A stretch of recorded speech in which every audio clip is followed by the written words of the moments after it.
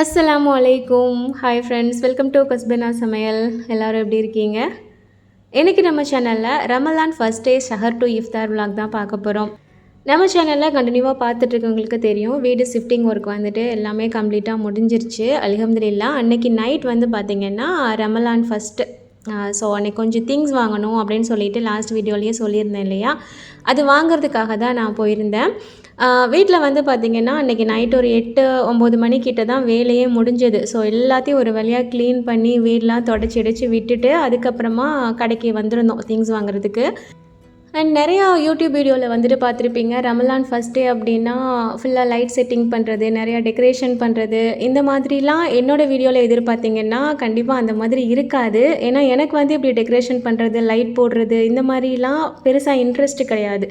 வீடு சுத்தமாக இருக்கணும், ப்ளஸ் இந்த புக்கூர் போடுறது இல்லைன்னா பத்தி பொறுத்துறது இந்த மாதிரி விஷயங்கள் தான் பண்ணுவேனே தவிர பெருசாக வந்து டெக்கரேஷன் பண்ணுறதுலாம் நான் பண்ண மாட்டேன். அண்ட் வீடியோக்காக அந்த மாதிரி செஞ்சு காட்டணும் அப்படிங்கிறதுலையும் பெருசாக எனக்கு இன்ட்ரெஸ்ட் இல்லை. ஏன்னா நான் செய்யாத ஒரு விஷயத்தை வீடியோக்காக செய்கிறது வந்து நான் பெருசாக விருப்பப்பட மாட்டேன். ஸோ அந்த மாதிரி வந்து எதுவும் எதிர்பார்க்காதீங்க, நார்மலாக தான் இருக்கும். ஸோ சஹர் டு இஃப்தாருக்கு நான் என்ன பண்ணுறேன் அப்படிங்கிறத வந்து உங்க கூட நான் ஷேர் பண்ணியிருக்கேன். ஓகே, அன்னைக்கு நைட் வந்து பார்த்திங்கன்னா கொஞ்சம் வீட்டுக்கான திங்ஸு, கிச்சனுக்கான திங்ஸ் அந்த மாதிரி வாங்குறதுக்காக ஹைப்பர் வரைக்கும் வந்திருந்தோம். நார்மலாகவே சாட்டர்டே சண்டே அன்னைக்கு ஹைப்பரில் வந்து செம்ம கூட்டமாக இருக்கும்.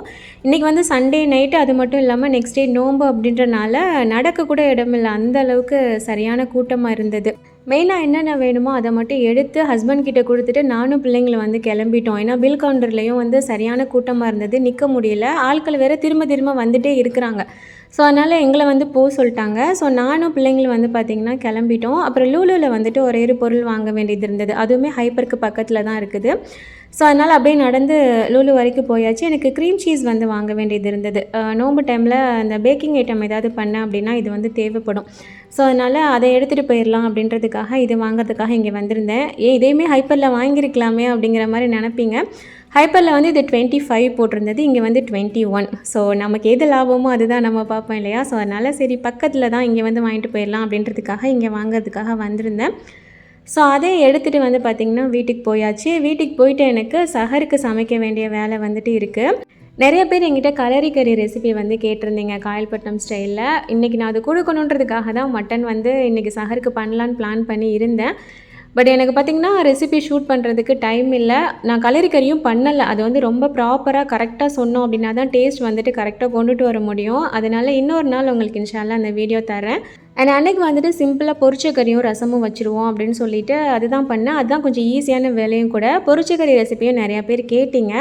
லாஸ்ட்டு புளிச்சோறு பொரிச்ச கறி பண்ணல அதுலேயே. ஸோ இதில் வந்து நான் சொல்லிடுறேன், 1 kg அளவுக்கு மட்டன் எடுத்திருக்கேன். அதில் 2 டீஸ்பூன் அளவுக்கு இஞ்சி பூடி பேஸ்ட்டு, 3 டேபிள் ஸ்பூன் அளவுக்கு தயிர் சேர்த்துருக்கேன். அதுக்கப்புறம் 2 டேபிள் ஸ்பூன் அளவுக்கு தேங்காய் பேஸ்ட்டு சேர்க்குறேன். இது வந்து நீங்கள் லாங் ட்ராவலுக்கு கொண்டுட்டு போகிறீங்க, இல்லைன்னா நெக்ஸ்ட் டே சூடு பண்ணாமல் சாப்பிட்ற மாதிரி இருந்ததுன்னா தேங்காய் வந்து சேர்க்கக்கூடாது, அதுக்கு பதிலாக எக்ஸ்ட்ரா தயிர் சேர்க்கணும்.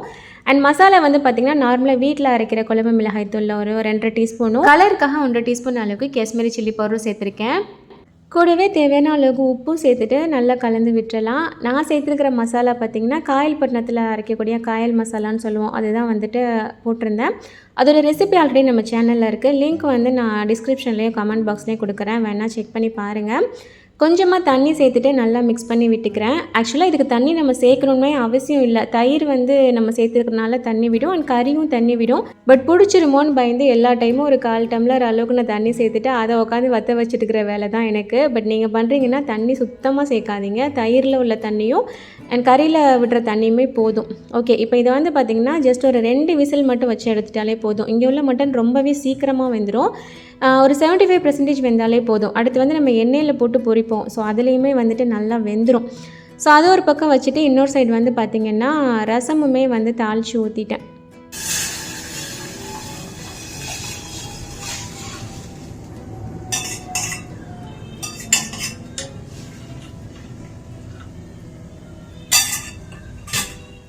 அண்ட் கறியுமே வந்து பார்த்திங்கன்னா நல்லா வெந்துருச்சு, அதாவது ஒரு 3/4 வாசிப்பாக தான் வந்து வெந்துருச்சு. இப்போ இதை வந்து நம்ம பொரிக்கிறதுக்கு வந்து பார்த்திங்கன்னா டீப் ஃப்ரை பண்ணி அள்ள போகிறது இல்லை.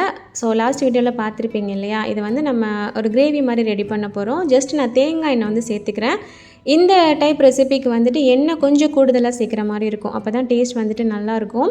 எண்ணெய் சூடானதுக்கப்புறம் நம்ம கறியை மட்டும் முதல்ல எடுத்து போட்டுக்கலாம். மொத்தமாக அப்படியே நம்ம சேர்க்க தான் போகிறோம். இருந்தாலும் தண்ணி பட்டுச்சுன்னா எண்ணெயில் வந்து தெறிக்கும். ஏன்னா நிறைய எண்ணெய் இருக்குது இல்லையா, அதனால். ஸோ அந்த கறி பீசஸ் எல்லாத்தையும் முதல்ல போட்டுட்டு அதுக்கப்புறமா அதில் இருக்கிற தண்ணியை வந்து சேர்த்துக்க வேண்டியதான். உங்களுக்கு பார்த்தாலே தெரியும், ஜஸ்ட் ஒரு 1/4 டம்ளருக்கும் கம்மியான தண்ணி சேர்த்துருந்தேன். ஆனால் எவ்வளோ தண்ணி வந்திருக்கு அப்படின்ட்டு. இந்த தண்ணி எல்லாமே வற்றி நல்லா எண்ணெய் பிரிஞ்சு ஒரு திக்கான கிரேவி மாதிரி வரணும். ஸோ அது வரைக்கும் நம்ம வந்துட்டு நல்லா வற்ற வச்சு எடுத்துக்கணும். இதில் வேறு வெங்காயம், தக்காளி இந்த மாதிரி எதுவுமே சேர்க்க தேவையில்லை. இது வந்து ரொம்ப சிம்பிளாக பண்ணுறது தான், பட் டேஸ்ட் வந்துட்டு ரொம்பவே சூப்பராக இருக்கும். ஸோ அது ஒரு பக்கம் வச்சுட்டு ரைஸ் வந்து பார்த்திங்கன்னா நான் ப்ரெஷர் குக்கரில் தான் வச்சேன். இந்த எலக்ட்ரிக் ப்ரெஷர் குக்கரில் தான் வச்சேன். இது வந்து நான் சஹரில் வந்து ரெடி ஆகிற மாதிரி நான் வந்து வச்சுட்டேன். லாஸ்ட் டைமே நான் ஒரு தடவை ட்ரையல் பார்த்துட்டேன் இல்லையா, ஸோ அதனால் இந்த தடவை அந்த மாதிரி தான் வச்சுருந்தேன். இது நான் ஆன் பண்ணும்போது பார்த்திங்கன்னா ஒரு 12 மணிக்கிட்ட ஆயிடுச்சு. ஏன்னா நான் வேலை முடிக்க ரொம்ப லேட் ஆயிடுச்சு. ஸோ ஒரு 3:30 மணி போல் எனக்கு வந்து ரெடியாகி வர்ற மாதிரி நான் வந்து வச்சுட்டேன். அண்ட் அதுக்கடையில் இந்த பக்கம் கறியுமே வந்து பார்த்திங்கன்னா நல்லா எண்ணெய் பிரிஞ்சு சூப்பராக ரெடியாகி வந்துருச்சு. இன்னுமே வந்துட்டு நல்ல கருக பொரிப்பாங்க. அதாவது நல்ல திக்காகி கலர் நல்லா சேஞ்ச் ஆகி வர்ற வரைக்கும் கூட பொரிக்கலாம். பட் என் பிள்ளைங்களுக்கு வந்துட்டு கொஞ்சம் அந்த கிரேவி ஊற்றி ஒயிட் ரைஸில் பிரட்டி சாப்பிட்றதுக்கு பிடிக்கும். ஸோ அதனால் நான் இந்த மாதிரி தான் வச்சுப்பேன். ஸோ அன்றைக்கான சஹர் சாப்பாடு வந்து பார்த்திங்கன்னா பொரிச்ச கறி, ரசம், ஒயிட் ரைஸ் அவ்வளோதான். அண்ட் சஹர் டைம்லலாம் நான் வீடியோ எடுக்கலை. நெக்ஸ்ட் டே மார்னிங்லேருந்து வந்து பார்த்திங்கன்னா எடுத்திருந்தேன். நெக்ஸ்ட் டே மார்னிங் வந்து பிள்ளைங்களுக்கு வந்து ஸ்கூல் இருந்தது. ஸோ சஹர் செஞ்சுட்டு தூங்கலை, அப்படியே ஓதிட்டு இருந்துட்டு பாங்க சொன்னதுக்கப்புறம் தொழுதுட்டு பிள்ளைங்களை வந்து ஸ்கூலுக்கு கிளப்ப ஆரம்பிச்சாச்சு. சுரேம் வந்து கொஞ்சம் சீக்கிரமாகவே போயிட்டான். சுரஃபா வந்து ரெடி பண்ணி அவளை அனுப்பிவிட்றதுக்காக போயிருந்தேன்.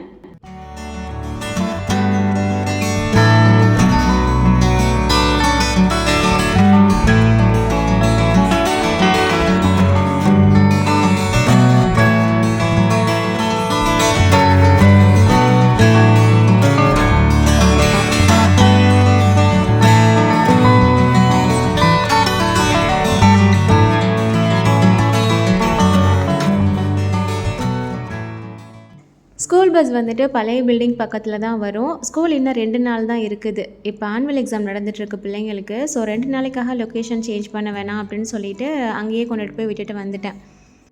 ஸோ சுரஃபாமா விட்டுட்டு வந்துட்டு கொஞ்சம் நேரம் நல்லா தூங்கிட்டேன். ஏன்னா நைட்டும் வேலை முடிக்க ரொம்ப லேட் ஆச்சு. அப்புறம் சஹர் செஞ்சுட்டு வேறு தூங்கலை. ஸோ அதனால் கொஞ்சம் நேரம் தூங்கி முடிச்சுட்டு அதுக்கப்புறமா கிச்சனில் வந்துட்டு பார்த்திங்கன்னா வேலை பார்க்குறதுக்காக வந்திருந்தேன். முதல்ல ரோஸ் மில்க் பண்ணுறதுக்காக தான் பால் வந்துட்டு அடுப்பில் வச்சுருந்தேன். இஃப்தாருக்கு வந்து கொஞ்சம் சிம்பிளாக இருக்கணும், அதே சமயம் ஃப்ரைட் ஐட்டமாக நிறையா இருக்க வேணாம் அப்படின்ற மாதிரி கொஞ்சம் பார்த்து தான் செஞ்சுருந்தேன். ஸோ நான் என்ன பண்ணியிருந்தேன் அப்படிங்கிறதையும் நான் காட்டுறேன்.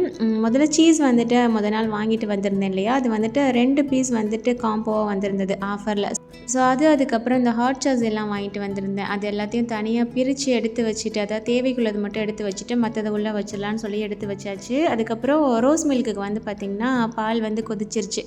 இதுக்கு சீனி போட்டுட்டு இதை வேறு ஒரு பாத்திரத்தில் மாற்றி ஆற வச்சுட்டு அதுக்கப்புறம் அதே பாத்திரத்தில் கடப்பாசி பண்ணிடலாம் அப்படின்னு சொல்லிட்டு தான் இருந்தேன். எதுக்கு நிறைய பாத்திரம் போட்டு எடுக்கணும் அப்படின்ட்டு. ஸோ அந்த பாலை வந்து தனியாக வேறு ஒரு பாத்திரத்தில் ஊற்றி ஆற வச்சுட்டு அதே பாத்திரத்தில் ஒரு 1/2 கப் அளவுக்கு தண்ணி எடுத்துகிட்டு கடப்பாசி பவுடர் இருக்குது இல்லையா, அது வந்துட்டு 1 டீஸ்பூன் அளவுக்கு சேர்த்துக்கிறேன். 1/4 லிட்டர் பாலுக்கு 1 டீஸ்பூன் அளவு கடப்பாசி வந்துட்டு கரெக்டாக இருக்கும். நான் 1/4 லிட்டர் பாலில் தான் செஞ்சேன். சின்னதாக ஒரு 4 கப்புக்கு வந்தால் போதும் அப்படின்னு சொல்லிட்டு. ஸோ தண்ணியில் வந்துட்டு இந்த கடப்பாசி நல்லா நமக்கு கொதிச்சு வரணும். நம்ம பவுட்ரு பண்ணி போட்டிருக்கோம் இல்லையா, அதனால ரொம்ப சீக்கிரமாக கரைஞ்சிரும். ரொம்ப நேரம் போட்டு நம்ம காய்ச்சிட்டே இருக்கணும் அப்படின்னு அவசியம் இல்லை. ஜஸ்ட் ஒரு கொதி வந்தது அப்படின்னாலே போதும். ஸோ இப்போ பார்த்திங்கன்னா நல்லா கொதிச்சு வந்துருச்சு. இந்த டைமில் நம்ம ஒரு 1/4 லிட்டர் போல் பால் வந்துட்டு சேர்த்துக்கலாம். இதில் வந்து நம்ம தண்ணி சேர்த்துருந்தோம் அப்படின்றனால பால் வந்துட்டு நல்லா திக்கான பாலாக சேர்க்கணும். அப்போ தான் கடப்பாசி டேஸ்ட் வந்துட்டு நல்லாயிருக்கும்.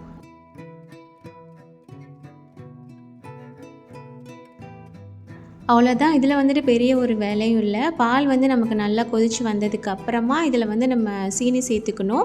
அதுக்கப்புறம் ஒரு கொதி வந்ததுக்கு அப்புறமா ஏதாவது ஃப்ளேவருக்கு உங்களுக்கு எசன்ஸ் இந்த மாதிரி ஏதாவது சேர்க்கணும் அப்படின்னா சேர்த்துட்டு நம்ம வந்துட்டு இந்த சின்ன சின்ன பவுலில் ஊற்றி வச்சிட வேண்டியது தான். அப்புறம் நிறைய பேர் வந்து ஒயிட் சுகர் அவாய்ட் பண்ணுங்கள் அப்படிங்கிற மாதிரி சொல்லியிருக்கீங்க. நானும் அதுக்கு ட்ரை பண்ணிட்டு தான் இருக்கேன். பட் ஒரு சில விஷயத்துக்கு வந்து அது இல்லாமல் முடியல. வேறு ஏதாவது போட்டோம் அப்படின்னா சரியாக வர மாட்டேங்குது. முடிஞ்ச அளவுக்கு நான் அவாய்ட் பண்ணிடுறேன் இன்ஷா அல்லாஹ்.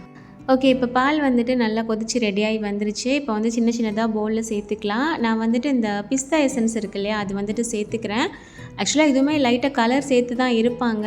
பட் ஃப்ளேவர் இல்லாமல் பிள்ளைங்களுக்கு சரியாக பிடிக்க மாட்டேங்குது. அதனால வந்து ஜஸ்ட் ஒரு 2 ட்ராப்ஸ் மட்டும் சேர்த்துருக்கேன். அவ்வளோதான். இதை வந்துட்டு ஃபில்டர் பண்ணி நம்ம சேர்த்துக்க வேண்டியதான். இது ஒரு 1 ஆர் 2 ஹவர்ஸ் வெளியில் இருந்தது அப்படின்னாலே நல்லா உறைஞ்சிரும். அதுக்கப்புறம் நம்ம ஃப்ரிட்ஜில் எடுத்து வைக்கணும் அப்படின்னா வச்சுக்க வேண்டியதான். பட் நான் வந்துட்டு ஃப்ரிட்ஜில் வைக்கல. இதையும் சரி, ரோஸ் மில்க்கையும் சரி. எதனாலனா கிளைமேட் இங்கே வந்து கொஞ்சம் சில்லுன்னு தான் இருக்குது. ஃப்ரிட்ஜில் வேற வச்சுட்டோம் அப்படின்னா சரி வராது. ரொம்ப கூலாயிரும். உடம்புக்கு நல்லதும் இல்லை. ஸோ அதனால் ஜஸ்ட் வெளியிலேயே வச்சுருந்து இஃப்தாருக்கு வந்துட்டு அப்படியே எடுத்துட்டேன். ஸோ இது ஒரு பக்கம் வச்சதுக்கப்புறமா இஃப்தாருக்கான ஃப்ரூட் வந்து பார்த்திங்கன்னா வாட்டர்மெலன் தான் வாங்கிட்டு வந்திருந்தாங்க. ஸோ அதையுமே கையோட கட் பண்ணி வச்சிடலான்னு சொல்லிட்டு கட் பண்ண ஆரம்பிச்சிட்டேன். ஏன்னா நமக்கு என்ன தான் முன்னாடியே இருந்து நம்ம வேலை பார்த்துட்ருக்கோம் அப்படின்னாலும் கரெக்டாக அந்த இஃப்தார் டைமில் ஏதோ ஒரு அவசரமாக ஏதோ பண்ணுற மாதிரி தான் இருக்கும். அந்த டைமில் ஃப்ரூட்ஸ் கட் பண்ணுறதுக்கெலாம் நமக்கு பெருசாக முடியாது. சின்ன வேலை தான் இருந்தாலும் பெரிய வேலை கூட நம்ம டக்குன்னு பார்த்துருவோம். சின்ன வேலை பார்க்குறதுக்கு தான் நமக்கு ஏதோ ஒரு சோம்பேறித்தனம் இருக்கிற மாதிரி இருக்கும்ல. ஸோ அதனால் இதை கட் பண்ணி வச்சுட்டோம் அப்படின்னா டக்குன்னு நம்ம அந்த டைமில் எடுத்துக்கலாம் அப்படின்ட்டு அதையுமே கட் பண்ணி வச்சுட்டேன். இந்தியாவில் இப்போ வந்துட்டு ரொம்ப வெயிலாக இருக்கிற மாதிரி கேள்விப்பட்டேன். முடிஞ்ச வரைக்கும் இஃப்தார் டைமில் ஃப்ரூட்ஸ் எடுத்துக்க ட்ரை பண்ணுங்கள். மற்ற ஃப்ரூட்ஸை விட இந்த மாதிரி வாட்டர்மெலன் மாதிரி இந்த நீர் பழம்லாம் வந்துட்டு ரொம்ப நல்லது இல்லையா? ஸோ இஃப்தார் டைமில் நிறைய பழங்கள் எடுத்துக்கோங்க. ஓகே. இப்போ இன்றைக்கி இஃப்தாருக்கு தேவையான அளவுக்கு மட்டும் வாட்டர்மெலன் கட் பண்ணிவிட்டு மீதி எடுத்துகிட்டு ஃப்ரிட்ஜில் வச்சாச்சு. நெக்ஸ்ட் டே வந்துட்டு ஜூஸ்க்காவது இல்லைன்னா ஃப்ரூட்டாகவே கட் பண்ணிக்கலாம் அப்படிங்கிற மாதிரி. அண்ட் நெக்ஸ்ட் இன்றைக்கி ஸ்நாக்ஸ்ன்னு வந்து பார்த்திங்கன்னா ஒரு 2 ஸ்நாக் வந்துட்டு பண்ணேன். 2மே வந்துட்டு ஃப்ரை பண்ணாத ஸ்நாக்ஸாக இருக்கணும் அப்படின்ற மாதிரி தான் பண்ணேன்.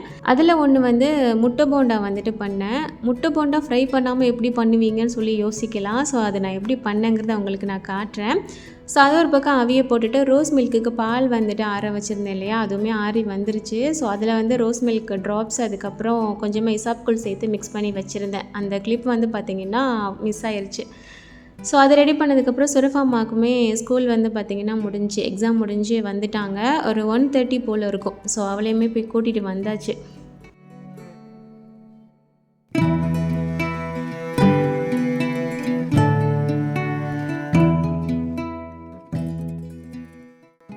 அண்ட் இன்றைக்கான இன்னொரு ஸ்நாக்ஸ் வந்து பார்த்திங்கன்னா சிக்கன் பப்ஸ் வந்துட்டு பண்ணலாம் அப்படின்ற மாதிரி தான். அதுக்கு வெங்காயம் அதுக்கப்புறம் குடமிளகாய் எல்லாமே கட் பண்ணி வச்சுருந்தேன். அண்ட் சிக்கன் வந்துட்டு போன்லெஸ் பீஸாக எடுத்துகிட்டு குட்டி குட்டியாக கட் பண்ணி வச்சுருந்தேன். ஸோ இந்த மாதிரி இருந்தால் தான் சீக்கிரமாக வேகும். அது மட்டும் இல்லாமல் பப்ஸ்குள்ளே இருக்கும்போது சாப்பிட்றதுக்கும் இந்த சைஸ் தான் வந்து கரெக்டாக இருக்கும். அதனால் இது வந்து ஒரு கப் அளவுக்கு இருக்கும்னு நினைக்கிறேன் கட் பண்ண பீஸு. ஸோ இதுக்கான ஸ்டஃபிங் எப்படி பண்ணுறது அப்படின்னு சொல்லிட்டு காட்டுறேன். ஒரு பேன் வச்சுட்டு கொஞ்சமாக எண்ணெய் வந்துட்டு சேர்த்துக்கிறேன். எண்ணெய் சூடாகி வந்ததுக்கப்புறமா இதில் வந்து நம்ம ஒரு 3 மீடியம் சைஸ் அளவுள்ள வெங்காயம் வந்து கட் பண்ணி வச்சுருந்தேன். ஸோ அதை வந்துட்டு அப்படியே நான் சேர்த்துக்கிறேன். பப்ஸ்க்கு வந்துட்டு நிறைய டைப்பான ஸ்டஃபிங் பண்ணலாம். அதில் இது ஒரு டைப். இது ரொம்ப நல்லாயிருக்கும், ட்ரை பண்ணி பாருங்கள். இது போக வேறு பப் ஸ்டஃபிங்கும் நான் வந்துட்டு நெக்ஸ்ட் வீடியோவில் வந்துட்டு தர்றேன். ஓகே. இந்த வெங்காயம் வந்து பார்த்திங்கன்னா கொஞ்சம் கண்ணாடி பதம் வரணும், அது வரைக்கும் வதக்கிக்கோங்க. லைட்டாக உப்பு போட்டுட்டு நம்ம நல்லா வதக்கி எடுத்துக்கலாம்.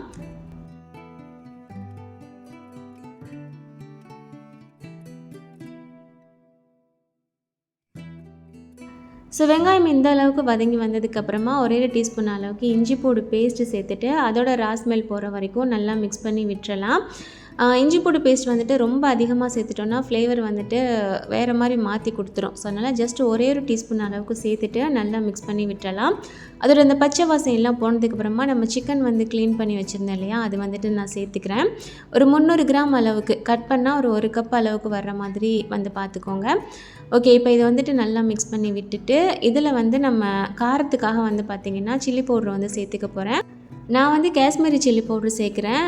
ஸோ ஒரு டீஸ்பூன் அந்த அளவுக்கு சேர்த்துருக்கேன். நீங்கள் நார்மல் சில்லி பவுடர் சேர்க்குறீங்கன்னா அளவு வந்து கொஞ்சம் கம்மி பண்ணிக்கோங்க. அதுக்கப்புறம் ஒரு 1/2 டீஸ்பூன் அளவுக்கு சிக்கன் மசாலா சேர்த்துருக்கேன். இது இல்லை அப்படின்னா கரம் மசாலா இருந்தது அப்படின்னா கூட சேர்த்துக்கலாம். சேர்த்துட்டு இதை நல்லா நம்ம மிக்ஸ் பண்ணி விட்டுறலாம். அண்ட் இந்த மசாலாக்களோட பச்சை வாசம் வந்துட்டு நல்லா போய் அந்த சிக்கன் வந்துட்டு நல்லாவே வெந்து வரணும். கொஞ்ச நேரம் நம்ம மூடி வச்சு வேக வச்சோம் அப்படின்னா இது போன்லெஸ் சிக்கன் தான் அப்படின்றனால சீக்கிரமாகவே வெந்துடும்.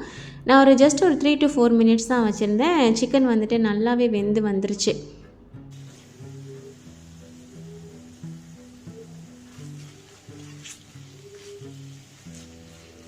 நல்லா வெந்ததுக்கு அப்புறமா கட் பண்ணி வச்சுருந்த குடமிளகா வந்துட்டு சேர்த்துக்கலாம். என்கிட்ட அந்த 3 கலர் குடமிளகாவுமே இருந்தது. அதனால் கொஞ்சம் கொஞ்சமாக கட் பண்ணிட்டு நான் சேர்த்துருக்கேன். இது இல்லை அப்படின்னா நீங்கள் ஒரே குடமிளகா, பச்சை குடமிளகா கூட சின்ன சின்ன பீஸாக கட் பண்ணிவிட்டு சேர்த்துக்கோங்க. அண்ட் அதுக்கப்புறம் க்ரீம் சீஸ் வந்துட்டு என்கிட்ட இருந்தது. ஸோ அதனால் அதுலேருந்து ஒரு 2 டேபிள் ஸ்பூன் அளவுக்கு நான் சேர்த்துக்கிறேன். இது இல்லை அப்படின்னா நார்மல் சீஸ் கூட சேர்த்துக்கலாம். இது சேர்க்குறனால அந்த ஸ்டஃபிங் வந்துட்டு நல்ல ஜூஸியாக இருக்கும். உங்களுக்கு வந்து ஜூஸியாக வேணாம் அப்படின்னா அந்த க்ரீம் சீஸ் வந்து நீங்கள் ஸ்கிப் பண்ணிக்கலாம். அண்ட் கூடவே ஒரு டீஸ்பூன் அளவுக்கு டொமேட்டோ கெச்சப், இன்னொரு டீஸ்பூன் அளவுக்கு ஹாட் சில்லி சாஸ் வந்துட்டு நான் சேர்த்துருக்கேன். ஹாட் சில்லி சாஸ் இல்லை அப்படின்னா சில்லி ஃப்ளேக்ஸ் கூட சேர்த்துக்கலாம். ஸோ அவ்வளோதான். இது எல்லாத்தையும் நல்லா மிக்ஸ் பண்ணி விட்டுட்டு அடுப்பை வந்து நம்ம ஆஃப் பண்ணிட்டோம் அப்படின்னா ஸ்டஃபிங் வந்துட்டு பார்த்திங்கன்னா ரெடி ஆயிரும். இது வந்து பஃப்க்கு மட்டும் இல்லாமல் ரோல், அதுக்கப்புறம் சம்சா இந்த மாதிரி கூட நம்ம யூஸ் பண்ணிக்கலாம். அண்ட் கடைசியாக கொஞ்சமாக ஒரிகனோ இல்லைனா மிக்ஸ்டு ஹெர்ப் ஏதாவது இருந்ததுன்னா சேர்த்துக்கலாம். ஃப்ளேவர் வந்துட்டு ரொம்ப நல்லாயிருக்கும். ஸோ அவ்வளோதான். இது அப்படியே வந்துட்டு நான் மூடி வச்சுட்டேன். இது வந்து நான் மதியம் போலேயே செஞ்சுட்டேன் இல்லையா? ஸோ இது நல்லா ஆற வச்சுட்டு ஈவினிங் கிட்ட வந்து ரெடி பண்ணிடலாம் அப்படின்ட்டு.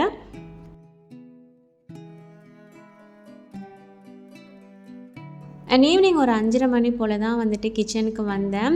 முதல்ல பஃப் வந்து ரெடி பண்ணி உள்ளே வச்சிடலாம் அப்படின்னு சொல்லிட்டு அதுக்கான ட்ரே வந்துட்டு எடுத்திருக்கேன். நான் இன்றைக்கி ஏர் ஃப்ரையரில் தான் பண்ண போகிறேன். ஸோ ட்ரே எடுத்துகிட்டு கொஞ்சமாக பார்ச்மெண்ட் பேப்பர் வந்துட்டு நான் போட்டுக்கிறேன். அண்ட் பஃப் பேஸ்ட்ரி வந்துட்டு நான் வந்து வீட்டில் ரெடி பண்ணலை, கடையில் தான் வாங்கியிருந்தேன். ஏன்னா இது கொஞ்சம் பெரிய ப்ராசஸ் இந்த பேஸ்ட்ரி பண்ணுறது. ஸோ அதனால் நான் கடையில் தான் வாங்கியிருந்தேன். நான் வாங்கினது வந்து பார்த்திங்கன்னா அது கோதுமை மாவில் பண்ணது. ஸோ இந்த மாதிரி நமக்கு கிடைக்கும். இது வந்து ரெடிமேடாக வாங்கிட்டு இது வந்து நம்ம யூஸ் பண்ணிக்கலாம். இந்த மாதிரி ஒன்று ஒன்றா தனித்தனியாக இருக்கும். ஸோ இது வாங்கிட்டு சிம்பிளாக இதிலே பண்ணிடலாம் அப்படின்னு சொல்லிட்டு நான் இது தான் வாங்கியிருந்தேன். இது வந்து நம்ம ஏர் ஃப்ரையர், ஓவன் இந்த மாதிரி எதுவும் இல்லாமல் நார்மலாக டவாவில் கூட பண்ணலாம். டவாவில் எப்படி பண்ணணும் அப்படிங்கிறது வீடியோ வேணும் அப்படின்னா எனக்கு கமெண்ட் பண்ணுங்கள். இன்ஷால்லா நெக்ஸ்ட் டைம் நான் பண்ணும்போது நான் உங்களுக்கு கண்டிப்பாக அதில் ட்ரை பண்ணி காட்டுறேன். ஸோ முதல்ல வந்து பார்த்திங்கன்னா ஒரு 4 பப் ஷீட் வந்து பார்த்திங்கன்னா எடுத்திருந்தேன். அதுக்கடையில் ஏர் ஃப்ரையர் வந்து ப்ரீ ஹீட் பண்ணிடலாம் அப்படின்னு சொல்லிட்டு அதிலே ப்ரீ ஹீட் ஆப்ஷன் இருக்கும். ஸோ அதை கொடுத்து ஆன் பண்ணி விட்டுட்டேன். அண்ட் இந்த பப் ஷீட் இருக்குதுல்ல, இதில் வந்து நம்ம ரெடி பண்ணி வச்ச அந்த சிக்கன் ஸ்டஃபிங் வந்துட்டு வச்சுக்கிறேன். எக் பஃப் வந்துட்டு இன்னொரு நாளைக்கு நான் உங்களுக்கு செஞ்சு காட்டுறேன். அது வந்துட்டு டவாவில் எப்படி பண்ணணும் அப்படிங்கிற மாதிரியும் நான் காட்டுறேன் இன்ஷால்லா. ஓகே, இப்போ இந்த ஸ்டஃபிங் வந்துட்டு உள்ளே வச்சதுக்கப்புறமா நமக்கு எந்த மாதிரி வேணுமோ அந்த மாதிரி இதை வந்து மடித்து விட்டுக்க வேண்டியதான். ஸோ இந்த மாதிரி 4 கார்னரும் ஒன்றா அப்படி டச் ஆகிற மாதிரியும் மடிக்கலாம். அப்படி இல்லைன்னா ட்ரையாங்கிள் ஷேப்லேயும் மடிக்கலாம். ஸோ நான் வந்து 2மே பண்ணியிருந்தேன். முதல்ல ஒரு 4 பஃப் வந்து பார்த்திங்கன்னா இந்த மாதிரி தான் மடிச்சிருந்தேன். இந்த மாதிரி மடிக்கிறத விட நம்ம ட்ரையாங்கிள் ஷேப்பில் மடித்தோம் அப்படின்னா இன்னுமே கொஞ்சம் கூட பெரிய பஃப் மாதிரி நமக்கு தெரியும். ரெண்டும் சேம் மாவு, ஒரே அளவு மாவு தான். பட் பார்க்கறதுக்கு வந்துட்டு கொஞ்சம் பெரிய பஃப் மாதிரி இருக்கும். வீட்டுக்கு யாராவது கெஸ்ட்டு வராங்க அப்படின்னா நம்ம அந்த மாதிரி பண்ணலாம். ஸோ ஒரு 4 வந்துட்டு அந்த மாதிரி பண்ணிவிட்டு இன்னொரு 2 வந்து பார்த்திங்கன்னா ட்ரையாங்கிள் ஷேப்பில் மடித்தேன். ஜஸ்ட் இந்த மாதிரி வச்சுட்டு ஜஸ்ட்டு சம்சாக்கு மாதிரி அப்படியே மடித்து விட்டுற வேண்டியதான். ஓரத்தில் வந்துட்டு லைட்டாக தண்ணி தொட்டுட்டு மடித்தோம் அப்படின்னா நல்லாவே வந்துட்டு ஒட்டிக்கும். ஜஸ்ட்டு ஃபோக் இருக்குது இல்லையா, அதை வச்சு லைட்டாக இந்த மாதிரி ப்ரெஸ் பண்ணி விட்டோம் அப்படின்னா பார்க்குறதுக்கும் நல்லாயிருக்கும்.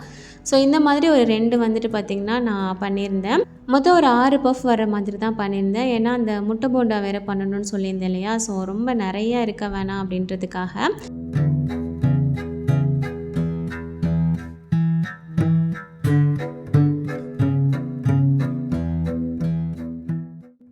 ஸோ இந்த மாதிரி ரெடி பண்ணி வச்சதுக்கப்புறமா மேலே வந்துட்டு பார்த்திங்கன்னா முட்டை இருக்குது இல்லையா, அதை வந்துட்டு நல்லா பீட் பண்ணிவிட்டு மேலே ஃபுல்லாகவே இந்த மாதிரி அப்ளை பண்ணி விட்டுறணும். ப்ரஷ் இருந்தது அப்படின்னா அதை வச்சு அப்ளை பண்ணி விட்டுக்கோங்க. நான் வந்து அந்த ட்ரையாங்கிள் ஷேப்பில் மடிக்கும் போது ப்ரெஸ் பண்ணுறதுக்கு அந்த ஃபோக் எடுத்திருந்தேன். ஸோ அதிலே வந்துட்டு முட்டையை பீட் பண்ணிவிட்டு அதிலே வந்து லைட்டாக அப்படியே தடவி விட்டுட்டேன். ஸோ அவ்வளோதான். இந்த பக்கம் ஏர் ஃப்ரையருமே வந்துட்டு ப்ரீ ஹீட் ஆயிடுச்சு. ஸோ அதில் அப்படியே உள்ளே வச்சுட்டு அதுக்கப்புறமா இதுலேயே ஆப்ஷன் வந்துட்டு பீஸா பண்ணுற ஆப்ஷன் வந்துட்டு இருக்கும். ஜஸ்ட் நான் அது கொடுத்துருந்தேன். நல்லாவே வந்துட்டு ரெடியாகி வந்துருச்சு. நீங்கள் ஓவனில் பண்ணுறீங்க அப்படின்னா 180 டிகிரி செல்சியஸில் ஒரு 15 மினிட்ஸ் வச்சு எடுத்தீங்க அப்படின்னா சூப்பராக ரெடி ஆயிரும். ஸோ இதை ஒரு பக்கம் வச்சுட்டு முட்டை போண்டா பண்ணுறதுக்கான மாவு வந்து பார்த்திங்கன்னா ரெடி பண்ணிடலாம் அப்படின்னு சொல்லிட்டு அதுக்கு ஒரு தனியாக ஒரு பவுல் எடுத்திருக்கேன். அண்ட் ஆல்ரெடி நம்மளோட ரமலான் ப்ரிப்ரேஷனில் வந்துட்டு பஜ்ஜி போண்டா மிக்ஸ் வந்து ரெடி பண்ணி வச்சுருந்தேன் இல்லையா, ஜஸ்ட் அதுலேருந்து ஒரு 3-4 டேபிள் ஸ்பூன் அளவுக்கு எடுத்துகிட்டு தண்ணி மட்டும் சேர்த்து நல்லா மிக்ஸ் பண்ணிவிட்டேன். அவ்வளோதான். இது போடணும் அது போடணும் அப்படிங்கிற வேலைலாம் இல்லை.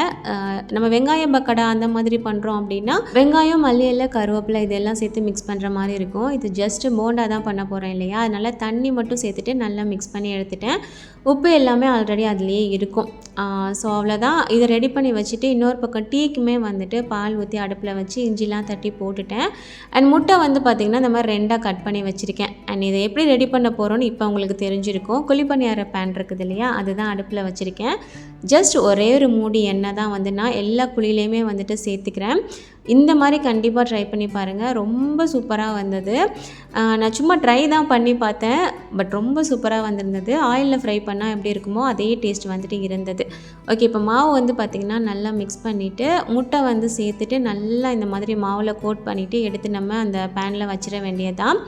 முட்டை வந்துட்டு சைடாக கட் பண்ணாமல் குறுக்க கட் பண்ணுறது. உங்களுக்கு வீடியோவில் பார்த்தா தெரியும் நான் எப்படி கட் பண்ணியிருக்கேன். அப்போ தான் இந்த பேனில் வந்து நமக்கு வைக்கிறதுக்கு கரெக்டாக இருக்கும். ஸோ இந்த மாதிரி கட் பண்ணி எடுத்துக்கோங்க. இதில் வந்துட்டு நம்ம முட்டை பக்கோடா தான் பண்ண முடியும் அப்படிலாம் கிடையாது. வெங்காய பக்கோடா இந்த மாதிரி பேனில் வந்துட்டு பண்ணலாம். அதுக்கப்புறம் சிக்கன் பால்ஸ் இருக்கு இல்லையா, அது பண்ணலாம். ஸோ இது வந்து ரொம்ப உங்களுக்கு ஈஸியான மெத்தடாக இருக்கும். நிறையா எண்ணெய் வந்து அதிகமாக செலவு பண்ணவும் தேவையில்லை, அதிகமாக டீப் ஃப்ரை பண்ணி சாப்பிடவும் தேவையில்லை. நல்ல ஒரு ஈஸியான மெத்தடாக இருக்கும்.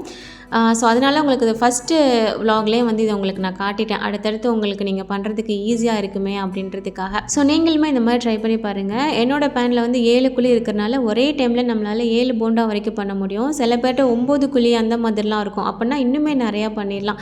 வேலையுமே நமக்கு வந்து ரொம்ப ஈஸியாக முடிஞ்சிடும். ஜஸ்ட் ஒரு நிமிஷம் மட்டும் நம்ம வேக வச்சுட்டு அதுக்கப்புறமா திருப்பி போட்டுட்டு இன்னொரு பக்கமும் நம்ம வேக வச்சு எடுத்துட்டோம் அப்படின்னா ரொம்ப சீக்கிரமாக நமக்கு ரெடியாகி வந்துடும். அண்ட் மூடி போட்டு வேக வச்சோம் அப்படின்னாலுமே எல்லா பக்கமுமே ஈவனாக வந்து சூப்பராக நமக்கு வெந்து வந்துடும்.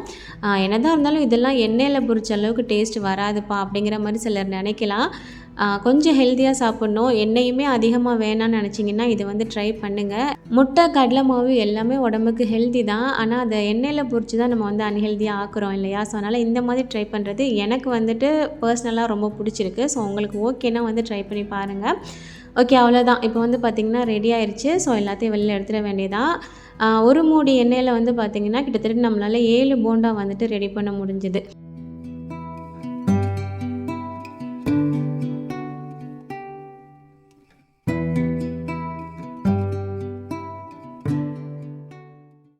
அண்ட் மீதி வந்து பார்த்திங்கன்னா ஒரு பாதி பீஸ் முட்டை மட்டும் இருந்தது. அதை ஒரு குழியில் சேர்த்துட்டு கொஞ்சமாக மாவு மிச்சமாக இருந்தது இல்லையா, ஒரே ஒரு வெங்காயம் மட்டும் நான் கட் பண்ணி சேர்த்துருந்தேன். வேறு எதுவுமே சேர்க்கலை. வெங்காயம், கொஞ்சமாக மாவும் சேர்த்துருந்தேன், தண்ணியாக இருந்தது அப்படின்றனால. வேறு கருவேப்பிலை, கொத்தமல்லி இந்த மாதிரிலாம் நான் எதுவுமே சேர்க்கலை. அந்த மாவு வேஸ்ட்டாக போயிட வேணாமேன்னு தான் நான் இது பண்ணியிருந்தேன். அதையுமே இந்த குழியில் வந்துட்டு கொஞ்சம் கொஞ்சமாக வச்சுட்டேன். ஏன்னா அடுத்து நீங்கள் வெங்காய போண்டா பண்ணணும் அப்படின்னாலுமே இந்த மாதிரி பண்ணிக்கலாம் இல்லையா. இதை பார்த்தீங்க அப்படின்னா உங்களுக்கு ஒரு ஐடியா கிடைக்கும். ஸோ அதனால தான் இதையுமே நான் செஞ்சு காட்டியிருந்தேன். ஸோ அதையுமே வந்துட்டு திருப்பி போட்டு நல்லா வேக வச்சுட்டேன். உண்மையிலே டேஸ்ட் ரொம்ப சூப்பராக வந்திருந்தது. ஆயிலுமே கம்மியாக இருந்தது. ஸோ நிறைய போட்டு எண்ணெய் குடிச்சிக்கிட்டு அந்த மாதிரி இல்லாமல். ஸோ இதையுமே வந்துட்டு 2 பக்கம் நல்லா வேக வச்சு எடுத்துட்டேன்.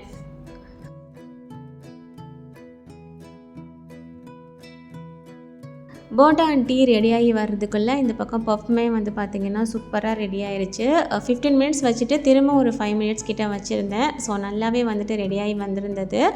கடையில் நம்ம சிக்கன் பஃப் வாங்குகிறோம் அப்படின்னா ஒரே ஒரு பீஸ் சிக்கன் தான் வச்சுருப்பாங்க. பிள்ளைங்க அதை தேடி கண்டுபிடிச்சி சாப்பிட்ற மாதிரி இருக்கும். ஸோ இந்த மாதிரி நம்ம வீட்டில் பண்ணி கொடுத்தோம் அப்படின்னா சிக்கனும் நிறையா இருக்கும். அண்ட் நமக்கு தேவைப்படுற டேஸ்ட்டில் வந்துட்டு ஸ்டஃபிங் வந்து ரெடி பண்ணிக்கலாம். ஸோ ரொம்ப சூப்பராக வந்தது, ட்ரை பண்ணி பாருங்கள். அண்ட் ஸ்டஃபிங் வந்து கொஞ்சம் போல் வந்து மிச்சமாக இருந்தது. ஸோ அதை வந்துட்டு ஒரு பாக்ஸில் மாற்றி நான் வச்சுருந்தேன். இது வந்து நெக்ஸ்ட் டேவே வந்து முடிச்சிருவேன். நான் வந்து நெக்ஸ்ட் டே ரோல் வந்து பண்ணேன், அதுக்கு யூஸ் பண்ணிக்கிட்டேன்.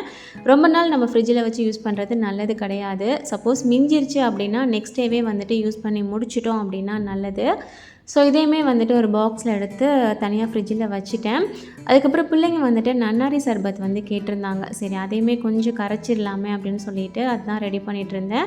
லெமன் ஜூஸ் வந்து ரெடி பண்ணி வச்சுருந்தேன் ஆல்ரெடி. ஸோ அதுலேருந்து கொஞ்சமாக எடுத்துகிட்டு நன்னாரி சிரப் வந்து கலந்துக்கிட்டேன். நிறைய பேர் லெமன் ஜூஸ் வந்துட்டு இந்த ஸ்டெயின்லெஸ் ஸ்டீல் பாட்டிலில் வைக்காதீங்கன்னு சொல்லி கமெண்ட் பண்ணியிருந்தீங்க. ஸோ எனக்கு ஷிஃப்டிங் அந்த பிஸியில் வந்துட்டு என்னால் சேஞ்ச் பண்ண முடியலை. பட் சொன்ன எல்லாருக்குமே ரொம்ப தேங்க்ஸ்.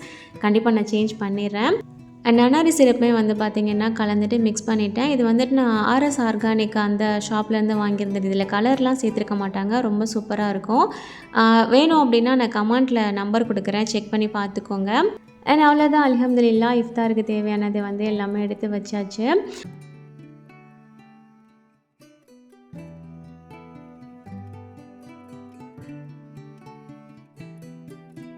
ஸோ அல்ஹம்துலில்லாஹ் எங்களோட ஃபஸ்ட் டே இஃப்தாருக்கு இதெல்லாம் தான் பண்ணியிருந்தேன்.